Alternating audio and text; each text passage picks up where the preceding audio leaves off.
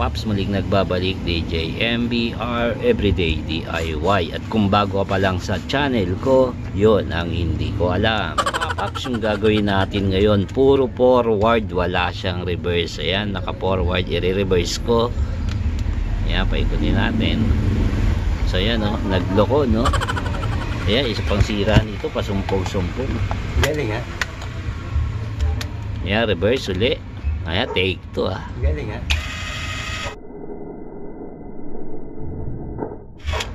Kita ba? Ayun, no. So forward pa rin yung ikot niya eh. Siyempre, po forward ko. Ayan, yung ikot niya, puro forward, puro pahigpit. So,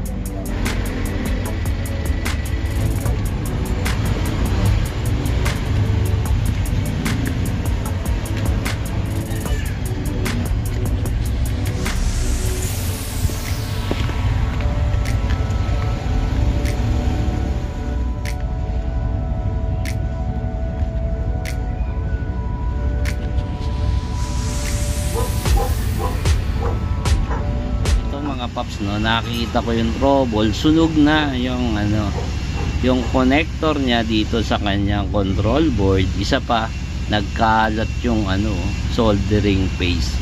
Hindi ko kasi alam kung pinagawa na to ng may-ari. Sa totoo lang mga paps, galing pa to ng ano, Santiago Isabela para ipagawa sa atin. Dagdag ko rin yung kanyang sunog din, no, yung kanyang pinaka terminal ng kanyang trigger switch. So dyan nagka problema. Siyempre papalitan na natin itong dalawa, no? Isang set na yung palit nito, isang control board tsaka isang trigger switch.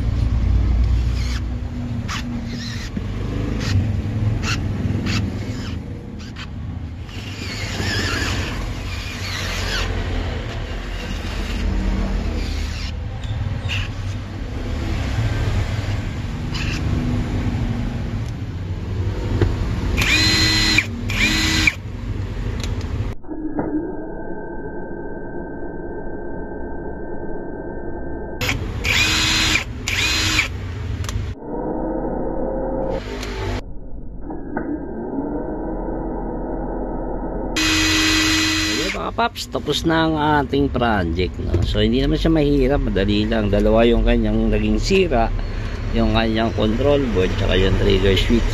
Sira kasi yung sa may connector. Siyempre check natin muna yung forward. So yan, forward naka-low, high. So mas malakas. Kanyang reverse,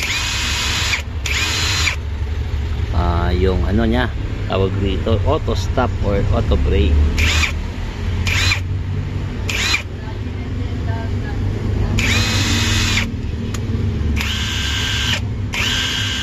So yan mga paps, ipapaship na natin to pabalik ng Santiago, Isabela. Ito po si DJ MBR Everyday DIY na pansamantalang nagpapaalam. Salamat mga paps.